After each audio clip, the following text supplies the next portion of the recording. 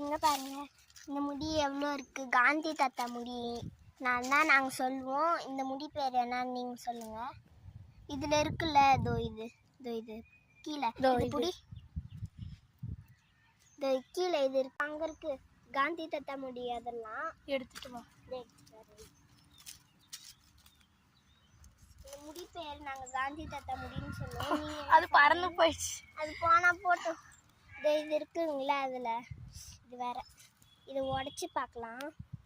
இதை உடச்சி பார்த்தா உள்ள என்ன ஒயிட் கலரில் இருக்கு.